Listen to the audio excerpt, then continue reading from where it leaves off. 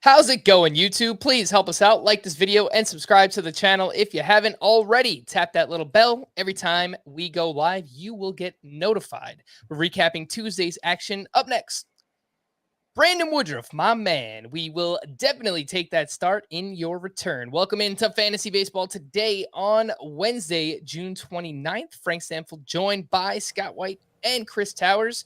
We didn't plan all wearing blue, purple shirts, but it looks pretty good, I gotta say, on YouTube right now. Anyway, today on the show, buy high candidates. We've got player debates, the Worryometer Wednesday, and much more. But let's jump in. Oh my goodness gracious! Oh my goodness gracious. Who would we like to start with? We will go with Scott.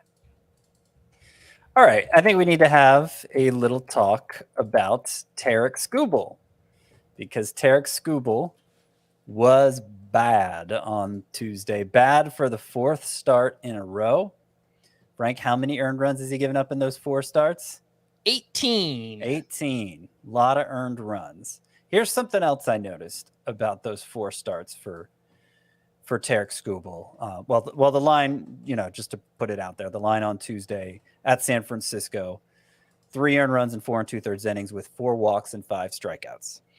So here's what else I've noticed about Skubal in those 4 starts. He's given up 3 home runs and 11 walks in 4 starts. That's compared to in his first 11 starts, 3 home runs and 10 walks. So those two stats, basically the same total in these 4 starts that he struggled versus the first 11 starts when he was awesome.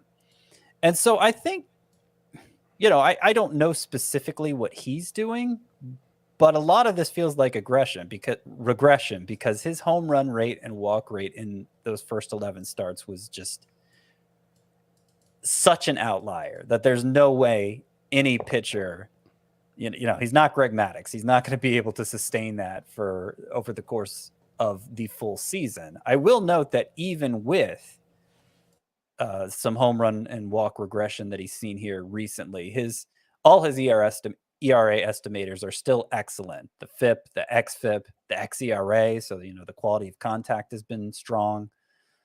The whiffs have continued even during this rough patch for Tarik Skubal. So I'm chalking it up as just a rough patch.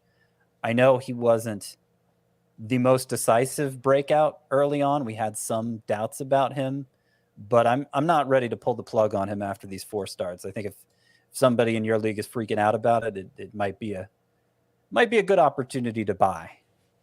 18 earned runs over those last 4 starts, which we both mentioned, Scott. 8.95 ERA. Chris, Worryometer on Tarik Skubal, 1 to 10. What do you have? I would say a 5. I mean, I'm looking under the hood at some of the pitch level data, and the biggest thing so far is his slider's just been really bad in the month of June. He hasn't gotten whiffs on it all year, actually. His highest whiff rate in a month so far with the slider was 25% in May, which is pretty mediocre for a slider. This month it's down to 22.9. That was before today's start, with a 418 expected WOBA allowed. And that's really bad for a secondary pitch. You'll see guys with fastballs in that range, even relatively good pitchers. But Skubal having a fastball or a slider that's getting hit that hard is pretty concerning, especially because it was a good pitch for him last season. That was kind of one of the things that he did have going for him amidst all of the changes that he made throughout the season. The slider was pretty constant, and so far it hasn't been that, especially of late. And, I don't know if that's the kind of thing that you can expect him to figure out or what, but that seems to be the biggest problem, as well as his fastball is just getting hit really hard in the month of June as well. And that was a really big issue for him last season. You'll remember one of the arguments against him was he had basically, some of the worst quality of contact metrics for any starting pitcher.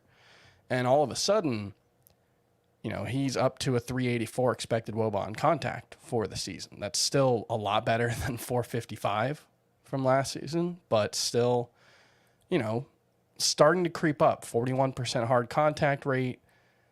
And like Scott said, when the control is good, he can get away with it. I think it's fair to assume that Tarik Skubal's probably always going to be, someone who gives up some loud contact. That just seems to be baked into his profile at this point. But he does have a very low xERA this year. Yeah, 325 compared to 363 coming into today, and actually only had 3 hard hit balls today. So that wasn't the issue.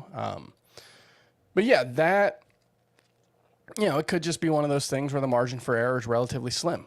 If the slider, which is, arguably his primary pitch at this point, is, not working for him. We know his fastball is, he throws pretty hard, but it's not a great pitch. So that could just be one of those things where he could just be a relatively frustrating, inconsistent pitcher, a la maybe a left-handed Jose Barrios, where he goes through some stretches like that. He has, the difference there would be Jose Barrios has 3 pitches, where Tarik Skubal has like 9 that he's thrown at the major league level. I don't know how many of them are actually good, and right now he's kind of settled on like 4 or 5 pitches that he throws, but yeah, he I don't know. He's definitely not right now. All right, just give me yes or no here, Chris. Buy low or no thanks, bro? Tarik Skubal. I'd be okay with buying low. All that being said. All right, fair enough. Oh my goodness gracious, standout for you from Tuesday. Luis Castillo had himself a very, very good game. I think it was 23 swings and misses in this one, most among any pitcher today. Let's see, six shutout innings, 11 strikeouts, 3 walks. Cubs aren't a tough matchup exactly, but 19 swings and misses with his 4-seam fastball. Didn't really even need to use the changeup all that much today, and actually didn't get any whiffs with the changeup. I wonder how many times that's happened in his career. But he didn't need it. And, the strikeouts haven't been there so far for Luis Castillo, at least coming into this start. So this was a good sign. I've been pretty confident that he was going to be a good pitcher moving forward, but this definitely makes me feel more confident. So frustrating for Luis Castillo. You might remember about a month ago, we talked about this awesome start that he had against the Red Sox, where he threw his 4-seam fastball much more than he had all season long. And we were like, maybe this is the key to Luis Castillo. Don't throw that sinker as much because it really isn't a good pitch for him, and throw that 4-seam fastball more. And lo and behold, this start against the Cubs, he does the same thing. He uses the fastball 46%. There's been 2 starts where he threw his 4-seam over 45%. And those are his only 2 double-digit strikeout starts of the season. So I don't know if it's maybe just a feel thing. There are some games where he just doesn't have the feel for that 4-seam, but it seems like that is the recipe for success. Well, I don't know that he has the same comfort level with it, since it's not a pitch he's leaned on so much in the past. But 19 whiffs on any fastball for anyone is just that's an insane number. And if Luis Castillo can have a swing and miss fastball to pair with that bananas changeup, as Chris pointed out, he hardly threw the changeup. 18 times, no whiffs on the pitch that's supposed to be Luis Castillo's everything, and he still has a 23 whiff game with 11 strikeouts. If you compare a swing and miss fastball with that changeup, then he's going to unlock a new rung on the upside ladder. If you'll excuse the mixed metaphor. The one thing I will say is the 4-seamer has been a pitch that has gotten hit really hard throughout his career. Like I said, with Skubal, you'll see pitches in like the 400 xwOBA range. That's usually where Luis Castillo's 4-seam fastball sits. It does get a lot of whiffs. 30% last year, 37% in 2020. But, I can see why he goes away from it from time to time. He seems to throw it more against lefties than righties, so it could be a matchups thing as well. But yeah, it's interesting because generally speaking, I think most pitchers are better off throwing 4-seamers than sinkers. Yeah, at least in terms of, if you're looking for whiffs. But right, Castillo does get a lot of ground balls as well, so there's a trade-off there. Well, and to speak to that that exact trade-off, look at Robbie Ray. Robbie Ray had another great start here on Tuesday, 1 hit allowed in 7 shutout innings against the Orioles, struck out 8, walked 3. He continued to emphasize that sinker that he wasn't, that he kind of just broke out here in the month of June. He said it helps him keep his walks down. I don't know that that's necessarily proven true, but it has made him less vulnerable on contact. His ground ball rate is way up in the month of June. He's had it's been a very successful month for him, 4 awesome starts in a row. The strikeout rate is down relative to what it was in May, but the overall results are better. And I don't think the strikeout rate is enough that to worry about, because like it's still, even this reduced strikeout rate, this reduced swinging strike rate in June would still be elite, even if it's not the best we've ever seen from Robbie Ray. Yeah. And so that may be a worthy trade-off for him, limiting some of the damage on contact while also limiting some whiffs, because the stuff is so good that he's getting enough whiffs anyway. So maybe that'll prove true with Luis Castillo too, but I think generally speaking, I'd rather have the whiffs than the soft contact. I mean, that's kind of just common sense. It's a home roads thing. Because both of those, with Castillo, both those starts where he threw the 4-seam fastball a bunch were on the road, at Boston, at Chicago. Not necessarily great pitchers parks, but with the aforementioned lefty-righty splits thing, there could be some explanation there, but it's something to keep an eye on with Castillo, just because of how good he's looked in those 2 starts. That's interesting too, because it would make sense to try and induce more ground balls pitching in Cincinnati, because obviously it's a much smaller ballpark. Right. But it might be even better to just get a bunch of strikeouts. Yeah. We all want the strikeouts for Castillo, which for the most part, they haven't been there this season. So it was nice to see here on Tuesday. I was going to save this for later, one of our player debates, but Castillo versus Framber Valdez, it seems like pretty similar pitchers right now. Valdez doesn't get as many strikeouts, obviously, but he has been so efficient. 12 straight quality starts. He was at the Mets on Tuesday, 8 shutout innings, 6 hits, 2 walks, 5 strikeouts, and he lowers his ERA to 2.65 for the season. He's got a 67% ground ball rate. There's some trade-off here. Strikeouts for, I guess, better ratios, or at least that's what it's been so far this season. Well, the biggest trade-off is one place for the Reds and one place for the Astros. So the biggest trade-off is wins, which is, I would say, the most valuable pitching statistic. Scott, who would you rather have, Valdez or Castillo? I generally side with upside, and I do think Castillo has more upside.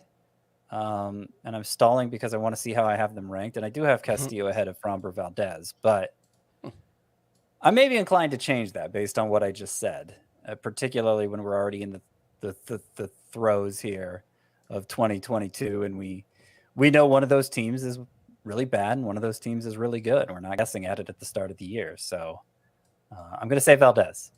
Scott, I think you got to bump Valdez up a little bit. I know. At least in your head-to-head points rankings. I've got him at 24, and you've got him at 43. Not that my rankings are like gospel. It's that 30 to 60 range at starting pitcher. I mean, you could ask me on one day and I'll say one thing, and on another day I'll say another thing, and it's frustrating. The glob. Chris, who would you rather have, Valdez or Castillo? I would rather have Valdez, actually. I think it's closer in Roto, but Valdez in points for sure. Yeah, and look, Valdez has done a better job with the whip this season, which has been an issue for him in the past. So you do love to see that level of efficiency, obviously pitching for the Houston Astros. Oh my goodness gracious, for me, I've got Brandon Woodruff, man, in this return. It was just a fantastic start. Returned with his second double-digit strikeout effort of the season. He only lasted 5 innings. They limited him to 76 pitches, but he had 10 strikeouts to 0 walks, 17 swinging strikes in this start. You think he was fired up. His fastball velocity was up nearly 2 miles per hour on both the 4-seam and the sinker. 39% CSW overall, just 1 hard hit allowed. It was a great start for Woodruff, who, we still kind of had some lingering injury concerns in the background. Yeah, Raynaud's syndrome. What is that? Yeah. What is that? He's losing feeling in his fingers? That's a problem. If you're a pitcher, your whole life's your fingers. it's pretty scary for Brandon Woodruff. But Scott, what do you think? Would you try to buy high on Woodruff after the start? Because if he is right, Well, he I mean, he could he return. certainly looked right. I mean, this was he could be a top 5 starting pitcher rest of the season. he was actually the one who made me say, "Oh my goodness gracious!" Coming off of the IL and just blowing everybody away. The Rays. I had to look at who. Yeah, blowing the Rays away. 17 whiffs on 76 pitches. The fastball, both versions of the fastball, up about 2 miles per hour, and that's above like his career norm too. It's not like his velocity was lacking so much when he was struggling earlier this season. So I think he was really fired up more than anything else. And I don't know that he can sustain an average fastball velocity of 97 plus, but this is the best he's looked all season. And after a stint to take care of a health issue, I think that's a very encouraging sign. Chris, 2 questions. Would you look to buy high on Woodruff after this start? And where do you foresee moving him in your starting pitcher ranks now that he's returned? Yeah, I was just looking at that, and I think probably to number 9. Ooh. I had him at 16 before. Once he came on, or once we knew he was coming off the IL, I moved him up to 16. Obviously, we have the long-term concerns, although, we were kind of extrapolating the Raynaud syndrome thing to, potentially concerning about, having some concerns about like thoracic outlet syndrome, because those 2 things have been related. Raynaud syndrome has been a leading indicator of thoracic outlet syndrome in the past for a lot of pitchers. So, that concern is still there, but like that's not why he was on the IL initially. So it's possible that this was just a one-off thing that won't be an issue moving forward, in which case, yeah, I do think Brandon Woodruff's going to be one of the best pitchers in fantasy. So moving up to number 9. All right. I think there's kind of a little gap between Sandy Alcantara at 8 and Shohei Ohtani / Aaron Nola at 10 and 11. So to be clear, you'd rather have Woodruff than Max Fried? Yeah. Or Shane Fried's Bieber? 13, so it's not, I'm not down on those guys necessarily, but I had Woodruff higher than them coming into the season. I'm not too concerned about the way he pitched early on, so it's really just the concern about the injury, and after seeing him like this, I'm not really that concerned. I'll go 15 on Woodruff. I want him behind those guys. I think I'm going to move Robbie Ray up ahead of him with the improvements we've seen from him. And I think there's a drop off there when you go from that tier to like the Pablo Lopez, Clayton Kershaw tier. So I'll put Woodruff right there. Mm-hmm. I think I'm going to wind up somewhere between. I'm looking at like SP13, just ahead of Manoah and Montas and Severino, but behind names like Gausman and Max Fried and Nola, who for the most part have been really, really good all season long. Yeah. An honorable mention here, oh my goodness gracious, for Patrick Corbin. What, where, how? Vintage performance against the Pirates. 8 innings of 1-run ball, 12 strikeouts. He had 19 swinging strikes. His most strikeouts in a start since June 22nd of 2018. I don't think there's anything here, but what do you guys think? I don't think so either. There's nothing here. Yeah. We'll see what his next start looks like. Maybe it'll start to look like something there. But no, I'm going to treat this as a one-off for Corbin right now. And there actually may be more to see from his opponent in that game, Jose Quintana, who had his second straight 6-inning start with 6 strikeouts. The whiffs have been up in both of them. And, it's not the first time we've brought Quintana up as a potential fantasy asset again. Remember, he was for the first several years of his career. He's the reason the White Sox have Eloy Jimenez. And I think somebody else notable too. Cease. They have Cease and Eloy Jimenez because that's what Jose Quintana fetched back in the day. Anyway, Quintana fell off right when the juice ball era started. And if we're thinking we're kind of in a new era now where that's there's not as much damage being done on contact. It might allow him to have a little bit of a rebirth if he can go deep enough into games consistently. His swinging strike rate this year is actually pretty impressive. So I think Quintana, not rushing to Adam. He's on the Pirates, of course, but there may be something there. 23% rostered is Jose Quintana. We'll get to him a little bit later on, pitting him up against some other waiver wire pitchers who were out and about on Tuesday. Let's fire up this worryometer. We talked about Tarik Skubal, a lot of pitching early on here, so don't worry, we'll get to some hitters later, but there was a lot of interesting pitchers on Tuesday. Carlos Carrasco hit hard once again. He gave up 6 earned runs over 4 1/3. His last 2 have been against the Astros, and he's really gotten hit hard in both of those. His last 9 starts, overall 6.20 ERA, yet everything looks pretty good for Carrasco under the hood. It's very weird. Chris, what do you think? Worryometer on Carrasco?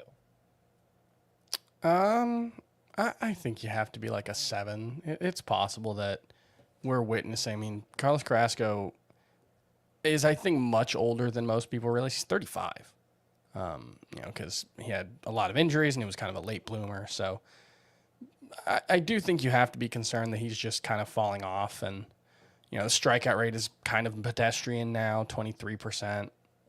On the other hand, most of the bad stuff that has happened to him this season has been against the Astros. That's a really tough matchup, especially right now where Yordan Alvarez especially looks like the best hitter in baseball, potentially.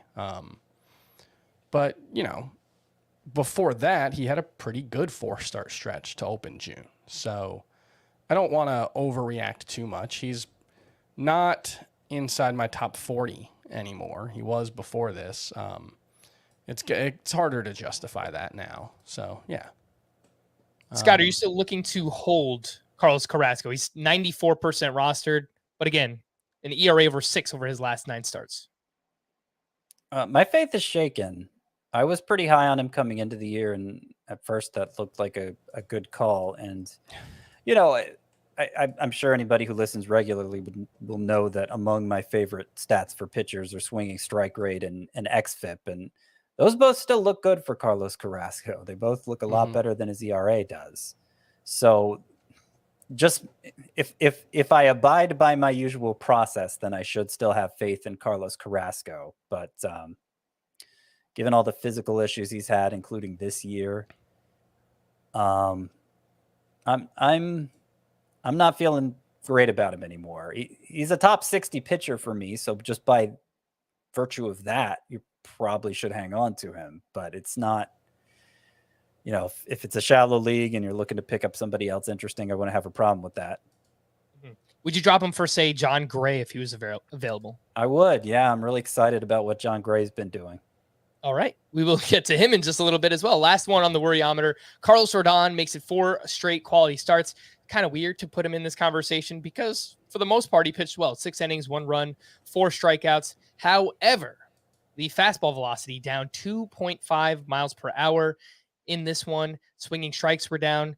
The fastball velocity, 93.7 miles per hour. I would venture to say that is a season low. And I noticed his fastball velocity had been down a bit in his previous 2 starts as well. Scott, what do you think? Worryometer on Carlos Rodon?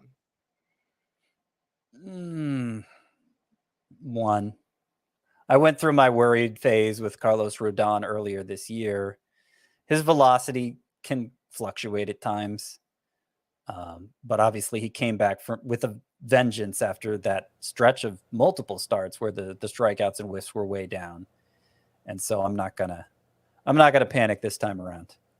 All right. Chris, even knowing, the history with the shoulder and last year, how Rodon's velocity really tailed off towards the end of the season, what do you make of this worryometer for him?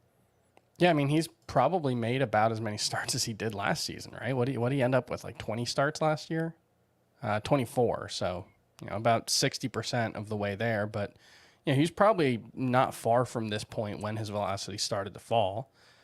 So I can't say I'm not concerned at all. It's probably like a 2. If we get some ominous quote after the game, maybe it'll be higher. But barring a reason for his velocity having been down, I can't be too concerned, especially since he still pitched effectively. And it's not like there's been a little bit of a trend downward, but not like this. His velocity was 95.2 in his previous start. It was 93.7. So that's a big difference. All right, something to watch there with Carlos Rodon. Buy high candidates. I mentioned Woodruff earlier. Let's talk about a hitter. Finally, Marcus Semien went 3 for 4 with a double and his 8th home run. He added 3 runs and 4 RBI on Tuesday. Since May 1st, 51 games, 261 batting average, 8 homers, 10 steals. That is a 24 homer, 30 steal pace over 150 games for Marcus Semien. Scott, I would imagine it will take a decent amount to get him, but what do you think about buying high on Semien, the way he's played over the past 2 months?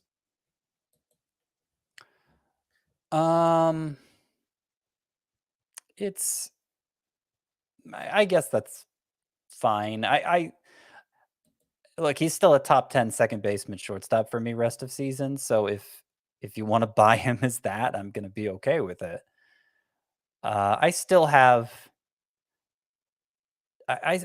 questions about how he's going to play in this environment, an environment that seems to be improving for hitters pretty dramatically, but still is down from what we've seen in recent years. So, I would proceed with caution on Semien, but it does look like he's going to be, my guess is he's going to remain a must-start type of player going forward. All right, fair enough. Chris, I'm going to give you a different hitter. Alex Bregman. He went 3 for 5 with an RBI. His last 18 games, he's coming around as well. 308 batting average, 3 homers, 15 runs scored, more walks than strikeouts. And he's hitting the ball much harder. 91.6 mile per hour average exit velocity. What do you think about this recent stretch for Alex Bregman? Would you look to buy high? I mean, this is a rough position at third base. What do you think? Yeah, I think he probably is a buy for me because, what you're seeing if you look under the hood is strikeout rate as good as ever, walk rate as good as ever, and the quality of contact metrics. I mean, we know that the expected stats this season aren't going to correlate as well to production as they have in the past, but he's underperforming his expected stats for the first time in his career. And that is because, he's always been someone who overperformed his expected stats, largely because he has a very pull-heavy, fly ball-oriented swing. And that is how you get the most out of middling raw power, which is what he has. Even in an era of, a de-juiced ball, I think Alex Bregman is probably someone who you can expect to at least hit to their expected stats, if not outperform them. And so I think he's probably going to keep, continue to hit better. I think he's probably more like a 265, 270 hitter than the 241 hitter that he's been. So, yeah, I think Alex Bregman is definitely someone to buy. If you can flip Tarik Skubal, I know he's on the downturn a little bit, but people will probably still look at the overall numbers. If you could turn Skubal into Bregman, is that something you would look to do, Chris? I would definitely do that. That seems like a pretty obvious win. Scott, do you think that's a fair trade? Do you think you need to give a better pitcher than that to get someone like Bregman? It seems like a buy low trade for Bregman. Yeah, I agree with Chris that Bregman has better days ahead. If you have a stud third baseman already, I don't know how motivated you are going to be to make that trade, but just from a pure value standpoint, Bregman's the more valuable player. All right, I think Bregman versus Arenado is a kind of interesting one at this point. They might be pretty similar players overall, tilted differently, but it might be time to just move Bobby Witt ahead of Nolan Arenado in Roto and have Arenado and Bregman battling for the 6th spot. Arenado's had a nice bounce back month, hasn't he? I feel like his numbers have. He's been better, yeah. He hasn't been as good as he was early on, but right. I flirted with Witt ahead of him at one point, but I don't know. Arenado's still firmly ahead for me. Bregman, I think, could maybe catch up to him in points leagues because the plate discipline is so good for Bregman. But even there, I'm going to say Arenado rest of season for now. Arenado in June, 301 batting average, 5 homers, 17 RBI, 856 OPS. It has been a very good bounce back compared to the May, which was, he still hit 4 homers, but sub 200 batting average in that month. Have you guys, because I've referenced it a couple times, so I thought to look it up. The home run to fly ball rate league wide. So it was 10% in April.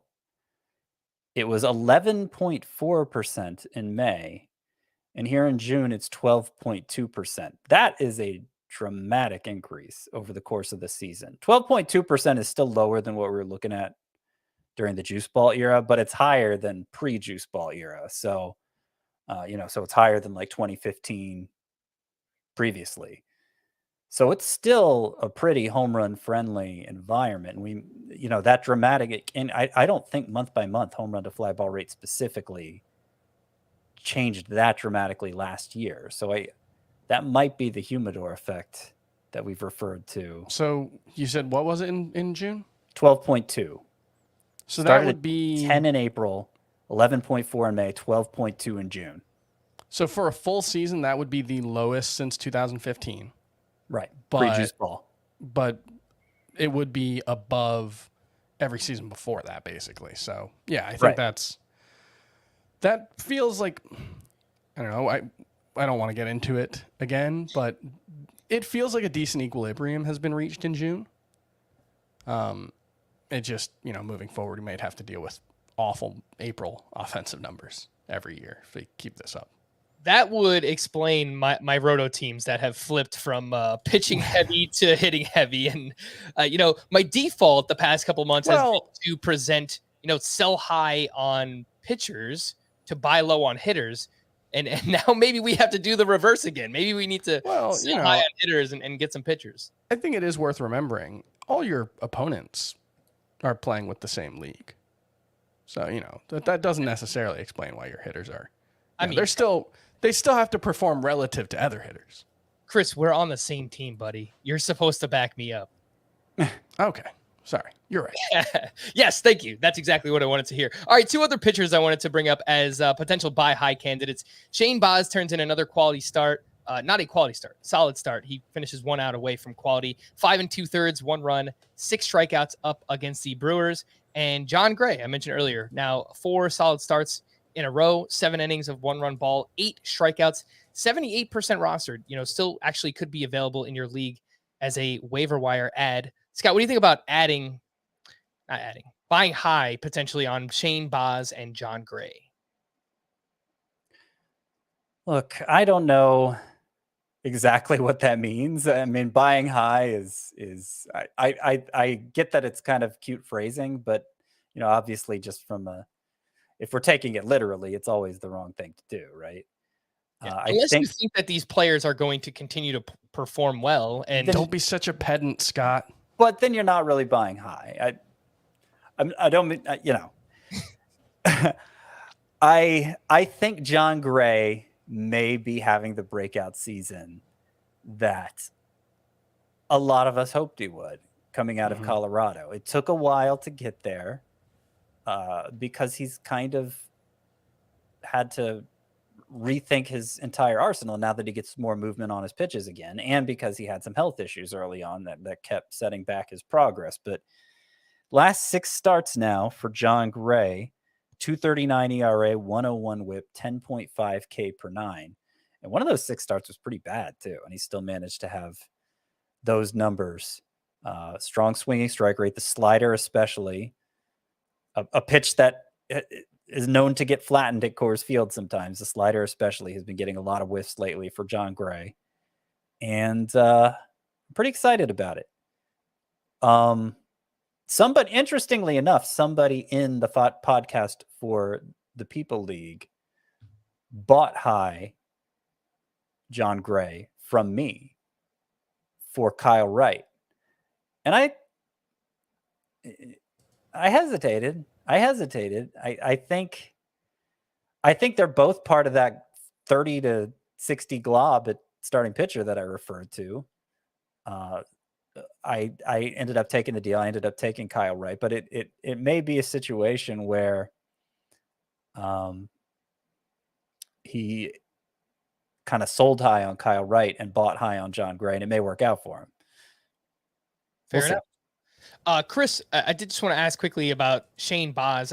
Look, the numbers haven't been eye-popping so far, but considering that he missed so much time early, I don't think he's going to be limited later on in the season, and that just seems very appealing to me. And I think he might have more upside than people like Jose Barrios or maybe even a Tarik Skubal, right? So I kind of like the idea of buying Shane Baz now before he really gets rolling. What do you think? I mean, he's already rolling. Yeah. He's got 19 strikeouts to 4 walks. He's allowed 2 earned runs over his past 3. Those are his stats over the past 3 starts. He basically had a bad start against the Twins to open his season, and the 3 starts since then have been exactly as advertised. I think he's an exceptionally talented pitcher. Everything that we've seen from him has been as advertised. The slider is absurdly good pitch, 47% whiff rate. So, I think Shane Baz, you mentioned Jose Barrios. I've got Shane Baz at 44 entering this start in my Roto rankings. Jose Barrios down at 30 or up at 37. I might just make that move. Yeah. I might just do that now. Yes. Because I think Barrios is going to be better than he has been moving forward. I think that kind of goes without saying, but even the best version of Jose Barrios, I don't think is going to get the kind of swings and misses that Shane Baz can. So in a points league, I think Barrios probably has the edge just because if both are good, Barrios is going to have a lot more volume, but I think Baz is just going to be awesome moving forward. I mean, the biggest drawback to drafting Baz back before we knew he was going to miss the start of the season with injury was, okay, look at his innings history in the minors. The Rays are going to have to be really careful with him. Yeah. But now he's missed a third of the season, so but it's less he's not going to throw 105 pitches in too many starts. I would guess probably not any starts. So I think you're probably going to have more. I mean, they've been more aggressive with innings. Shane McClanahan than I thought they were going to be. So I don't know. Have they been aggressive with him with pitches, or just is it like the one Blake Snell season where he was just so effective that he was pitching deep into games just because he was pitching so efficiently? That's the one I don't know. So only one start with 100 pitches for McClanahan. Right. I mean, he's consistently over 90, but he has been very efficient. And for what it's worth, Shane Baz threw 95 pitches in this start, and it's only his 4th start back. So, I don't think he's going to be 80 pitches every start. I think he's going to be between 90 and 100. There are going to be more opportunities for Barrios to go push over 100 pitches than for Baz. So if you're talking about a points league where, that could be the difference between a 5-inning start and a 6-inning start, or a 6-inning start and a 7-inning start, I do think Barrios probably has the edge, but I would bet on Baz having better ratios than Barrios and more strikeouts the rest of the season. Definitely. Yes. All right. Before we hit the break, just have a few reminders here. Sign up for our newsletter if you haven't already, cbssports.com/newsletters. You just click on the little FBT logo. Once you get there, punch in your email address, and then you will get a newsletter in your inbox every morning for free. So why not sign up? And if you are playing fantasy football, make sure to sign up for the FFT newsletter as well. Chris does a great job with that. And Dan Schneier is the one most of the time handling our fantasy baseball newsletter. A programming update. I will be out for this Friday's podcast, Monday next week, and then Tuesday, I'm getting married. It's official this weekend. So Chris and Scott will hold it down. On Friday, they'll have a normal preview of the following week, and then they'll have a weekend recap on Monday and a mailbag, which will come out on Tuesday. Let's take a break. You know what that means? What up? We weren't invited to the wedding. Well, I'm going. I'll be there. But it was kind of a last Chris minute was. thing. I didn't think you would. I didn't think you would travel to New York. I gotta go. I wouldn't. That was going to be my follow up. I wouldn't have gone anyway. I was going to say, let's just end the podcast here. Yeah, it's only like a 10-minute drive for me. That became extra awkward. I was only looking for minimum awkward. That's fine. All right. Well, with that, let's take a break, and we will be back right after this. The news and notes. Fernando Tatis came out happy from a doctor's appointment. I wish I was happy after every doctor's appointment, and is expected to be swinging a bat at full speed within the next 2 weeks. We don't have an official timeline, but late July, early August sounds like it makes sense for Fernando Tatis. Ronald Acuna has now missed 2 straight after fouling a ball off his foot on Saturday. Mookie Betts will begin baseball activities Wednesday. He is on the IL with a fractured right rib.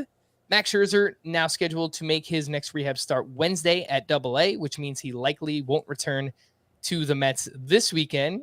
Maybe could be back early next week. The big news from Tuesday, Kenley Jansen placed on the IL due to an irregular heartbeat, something that he has dealt with in the past. The Braves are optimistic that he'll be ready to return around the minimum amount of time. Doesn't necessarily mean the minimum, but hopefully close to it. And what do you know? The Braves get a save opportunity. First game without him, and AJ Minter was the one who picked up the save. I will note that Will Smith pitched in 4 games last week, including both on Saturday and Sunday. Scott, what do you think moving forward? Who gets the saves here, AJ Minter or Will Smith? Well, since it is hopefully a short-term absence for Jansen, I don't know that it matters that much. I would guess if they had a save chance tomorrow, it would go to Will Smith, because now AJ Minter's worked 3 of the past 4. So they've both been worked a lot recently. I guess Smith a little more. Minter has actually been the Braves' best reliever this year, better than even Jansen, and had usurped Will Smith as the 8th inning guy. So I kind of wondered if, since Will Smith kind of, after a perfect postseason, got bumped from the role, so they could sign Jansen, if Snitker would give him the first shot to close just out of loyalty. But they'll probably split it. They'll probably split it for 2 weeks, and then Jansen will be back, and that'll be that. All right. Liam Hendricks is scheduled to throw a simulated game on Friday. Tyler O'Neill could begin a rehab assignment next Monday or Tuesday. He's on the IL with a hamstring injury. Jazz Chisholm was removed Tuesday after aggravating his back injury. He missed the previous 2 games with back spasms. This one's concerning. There was a quote after the game. I think one of the reporters asked him, like, on a scale of 1 to 10, how's the pain? And he was like, yeah, it's up there. So I wouldn't be surprised if this ended up being an IL stint for Chisholm. Yeah, it would not surprise me either. And Jazz has kind of fallen back here in June, so maybe he's been playing through it for a while. Jorge Polanco was activated for Game 2 of Tuesday's doubleheader and promptly hit his 8th home run of the season. We can use it, so hopefully Jorge Polanco gets rolling. Michael Brantley went to the IL with right shoulder discomfort. Jake Myers started in center field with Chaz McCormick in left. Scott, do you have any interest in Jake Myers in deeper leagues? I saw a few people touting him this weekend. He was pretty interesting last year when he emerged as the starting center fielder and had great numbers in the minors last year. So, yeah, I have him stashed away in a 15-team Roto League. I have him in the 24-team Scott White Dynasty League. I'm not counting on him being useful, but certainly in that lineup from a guy who's shown power and speed in the past, there's a chance. And I'd like to see it play out if I have an extra spot for him. Tyler Glasnow threw a bullpen session, his first since undergoing Tommy John surgery last August. Chris, are we expecting anything from Glasnow this season? I mean, I could see maybe he comes back in the bullpen, but I'd be pretty surprised if he was making an impact for fantasy as a starter this year. Agreed. Zach Eflin was placed on the IL due to a bruised right knee, but is expecting a minimum stay. Zach Davies placed on the IL with right shoulder inflammation. Seiya Suzuki getting close to a rehab assignment. He's been on the IL since May 30th with a sprained left index finger. Tommy Pham scratched due to lower back stiffness. Gleyber Torres said he expects to return on Thursday. Austin Meadows transferred from the COVID IL to the 10-day IL with strains in not one, but both of his Achilles. I don't even know how that happened. So I hope you're all right, Austin Meadows, but it seems like a kind of weird fluky injury. Nate Pearson will be shut down for 3 to 4 weeks due to a strained right lat, which, oh man, I traded for him, I think last year in the Scott White Dynasty League, and man, that was a bad trade. So, oh man, I hope he does something eventually, but it's been a rough go. White Sox prospect Lennon Sosa was sent back to AAA by the White Sox. Mentioned earlier some player debates. We did Framber Valdez versus Luis Castillo. I wanted to bring up 2 pitchers who went on Tuesday. Scott, you spoke about Robbie Ray, what he's been doing recently. Frankie Montas has been great all season long. Picked up his 10th quality start of the season. He was at the Yankees, 6 innings, 2 runs, 7 strikeouts, and the ERA down to 3.20 for Frankie Montas. Scott, what do you think with the recent improvements for Robbie Ray? upside might be a little bit higher. Where do you go, Ray or Montas? I go Ray. I like Montas a lot. I like that he got back to throwing his splitter more in this start. Hopefully he's regaining confidence in that. But he pitches for the A's, and his record is 3-8. Because of that, as well as he's pitched. I actually got offered him today in the original podcast league, the 12-team points league, where pitching is favored. It was a bunch of names in the deal, but the two biggest pieces were Montas coming my way and Schwarber going the other way. And I couldn't do it. Couldn't pull the trigger. That is the format where record matters a little more, because you lose points for losses in addition to not getting points for wins. So, that's, I guess that impacts him a little more. Look, I have both these guys in my top 21. Montas is 19, Ray is 21. So I think they're both awesome.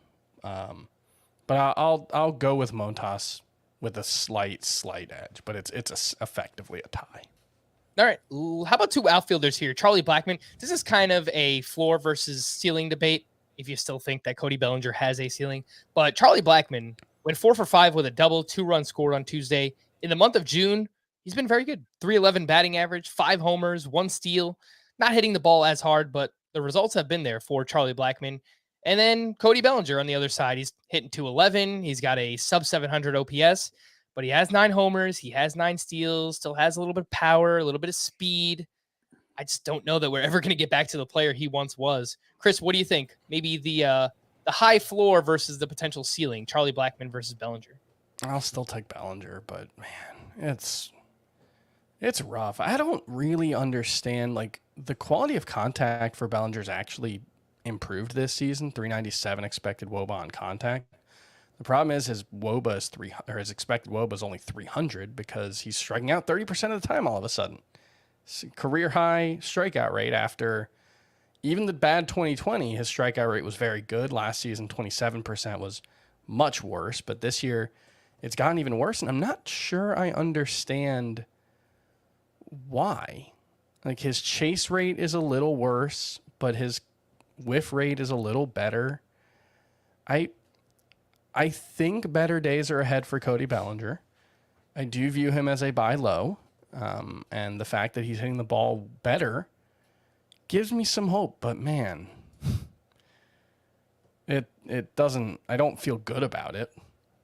Scott, I was going to say it could be format dependent. Go with Blackmon in a points league, Bellinger in a roto league. But looking more into it, Blackmon could be better in 4 out of 5 categories compared to Cody Bellinger. What do you think? Yeah.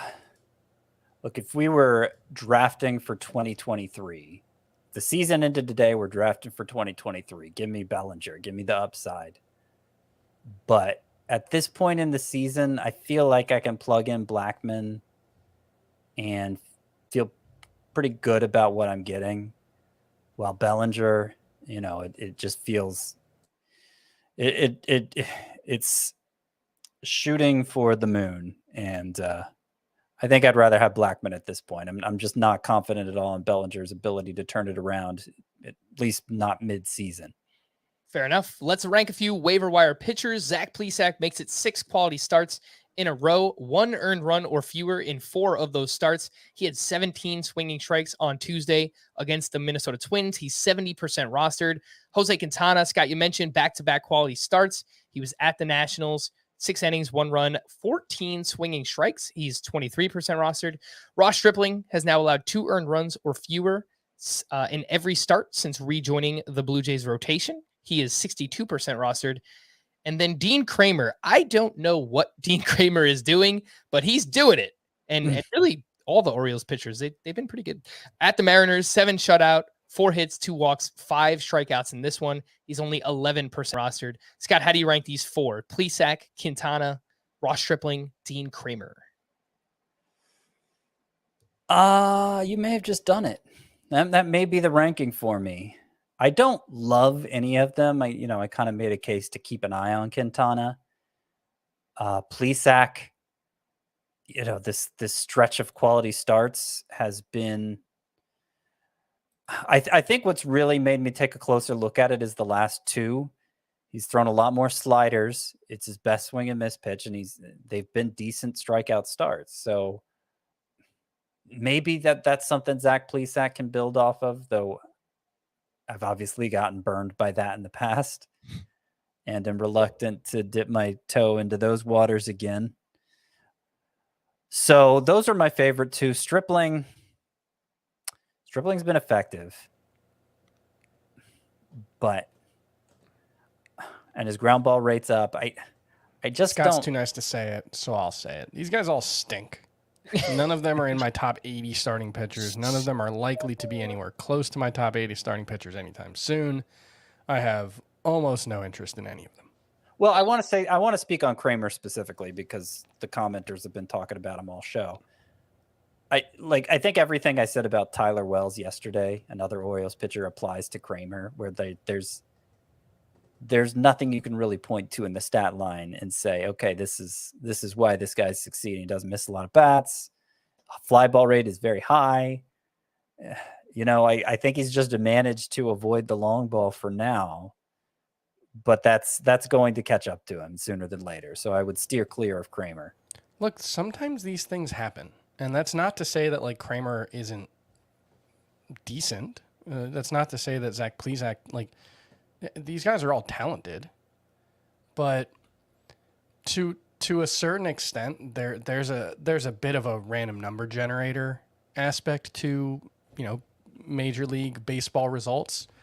I know that's something that you say when you're a stat nerd and these guys are human and all that stuff, but like also sometimes these stretches just happen and guys pitch well and manage to get themselves out of tough spots with good pitches, but in ways that largely are not sustainable over the long run. And I think that's the case with all of these guys, where like Plesac can be decent at times, but he gets hit really, really hard and he doesn't get enough strikeouts to make up for it. So eventually it's going to catch up to him. I don't think there's much, even in 15-team leagues. Like I've got Plesac in TGFBI and I've been starting him, but I'm not happy about it. I'm happy with the results so far, but I think moving forward, he's going to be more hurtful than helpful. Fair enough. Scott, which pitcher do you dislike more for fantasy, Sonny Gray or Zach Gallen? Because, man, like trying to figure out either of those pitchers, it is just not fun to do. Gallen was going up against the Padres. No Manny Machado in the lineup. What does he do? He gives up 6 runs over 5 innings pitched, coming off of one of his best starts of the season when he had double-digit strikeouts. So I don't really know if there's anything to add. It's just Zach Gallen's frustrating. It's the Spider-Man meme. Sonny Gray's my longtime nemesis as an analyst, and I think Zach Gallen is that for the new millennium. And I will say this about Zach Gallen: I traded him. I unloaded him. That's unfair. I traded him in 2 dynasty type leagues this offseason, and nothing I have seen from him this year makes me regret that. I feel like if I have Zach Gallen, I'm calling him Sonny Gray now. If I have Zach Gallen in a redraft league, I'm waiting for the next start like his previous one, that great 11 strikeout effort, and I'm choosing to shop him right after he does that because I just don't want him to be my headache anymore. All right. What about hitters off the waiver wire? Where to add any of these names, if anywhere? Andrew McCutchen heating up over his last 6 games. He's got 8 hits, 3 homers, only batting 248 overall. He's also got 5 steals, which is kind of interesting. 36% rostered. Chris, would you like to add McCutchen anywhere? Maybe 5 outfielder leagues if you need one? Yeah, I mean, I actually kind of feel like there are not too many outfielders right now, but there have been enough interesting outfielders getting called up, especially with Jarren Duran and Riley Green and Alex Kirilloff, that I'd rather have any of those guys over McCutchen. For sure. And that makes me think that McCutchen's probably less of a priority in a 5 outfielder league, but he's okay. He's fine to have around. Are we watching the Elias Diaz comeback story? He went 2 for 4 with his 5th home run, and over his last 7 games, he's batting .348, 3 home runs during that span, has started 7 of the last 9 games for the Rockies. Scott, 2 catcher leagues. Are you looking to re-add Elias Diaz if he was dropped? I think he's fine for 2 catcher leagues, but I'm not really missing him either. All right. He's fine. Coming right back to you, Scott. Josh H. Smith. If you're looking for Josh Smith of the Rangers on the CBS website, it's Josh H. Smith. He's now led off 2 games in a row that he has started, both against righties. I know you mentioned, Scott, something about a calf injury that he suffered in this game. Bruised calf. Yeah. But if he's leading off for this lineup, not that it's a great lineup, but hitting right in front of Semien, Seager, Adolis Garcia, that's kind of interesting. Yeah. Yeah. No, I brought that up on the Monday show. That sounds like what they're looking to do with him. And you look at his minor league track record, the guy walks a lot, steals a lot of bases. That sounds like things that managers like from a leadoff hitter. So it makes sense. And Ezekiel Duran is out of the picture now. So provided this bruised calf doesn't put Josh Smith back on the IL, I think he is somebody who deserves more attention than he's getting. All right. And the last one I wanted to mention here, it's got to be in deep leagues, but Josh Harrison, who has a bunch of eligibility, is having a solid June. 352 batting average, 2 homers, 1 steal, 6% rostered. In the deepest leagues, if you need some at-bats, some position eligibility, he's someone to look at there. Hitting leftovers, Matt Olson had a double dong on Tuesday. He is now up to 12 home runs, and his launch angle is way up in the month of June. So earlier on, he was hitting too many ground balls. It seems like he has reversed course there. Hopefully more power. Here's Braves fans pining for Freddie Freeman. Needs to change the narrative. This Freddie Freeman story, it's just it's getting more and more interesting, huh, Scott? I mean, your theories throughout the offseason, now it looks like Freddie Freeman is changing his representation. Well, I understand not everybody's followed the reporting as closely as I have, but yeah, I mean, this has been known for a while now. Like Freddie Freeman has intimated in the past that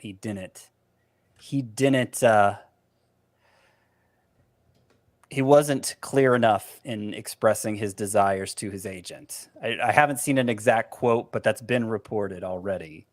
And so it was kind of like, well, what gives then? Why haven't you fired your agent? And now he has. And this was, of course, after a weekend back in Atlanta where he was crying every time he was on camera, basically. And it's downright rude to Matt Olson. Braves trade for Matt Olson. All of a sudden, who even cares about Freddie Freeman? Matt Olson's better. And all of a sudden, Freddie Freeman comes back, and everyone's like, "Wow, he never should have left." Yeah, Matt Olson. He's hearing the Braves fans. Freddie, he's heating up. Matt Olson feels like Dad's second wife right now, where he's nice enough. And you want to be nice to him. Dad's second wife bought me a GameCube, so there's something to be said for that. You know he's going to be around for the long haul, so you want to make nice, but at the same time, that part not so much of who's not there. So, yeah, it's Matt Olson's not my real dad. He's not your second wife either. Anyway, Yordan Alvarez went 3 for 3 with his 23rd home run. He's now batting .321. He is amazing. Randy Arozarena went 2 for 4 with 2 more steals, now up to 15 steals overall. And since May 1st, he's hitting .283, 7 homers, 12 steals. Arozarena, quite good. Tommy Edman went 2 for 4 with a double and his 19th stolen base. Dylan Carlson, another strong game, went 2 for 4 with a double, his 4th stolen base, 61% rostered. Not that I don't think anyone here wants to talk about Dylan Carlson anymore. I tried to bring him up yesterday, but probably not that interesting. Vinny Pasquantino went 0 for 4 in his debut, did have 2 batted balls over 98 miles per hour, 0 strikeouts. Like to see that. Jonathan India went 2 for 5 with his 2nd home run, and maybe, just maybe, Coors Field can get Max Muncy back on track, who went 2 for 4 with a double and his 6th home run. Yeah, that home run was 102 miles per hour, and the double was less than 100. So I don't know. Like he occasionally has these games where you're like, maybe this is the start of something, but I still don't feel great about Max Muncy. Yeah, I mean, maybe he puts together a good series in Colorado, and maybe you try to flip him for something. That is Max Muncy. The call to the bullpen for the Twins. Emilio Pagan is bad. He entered in the 8th inning with a 1-run lead, promptly gave up 2 runs, took his 5th blown save and 3rd loss.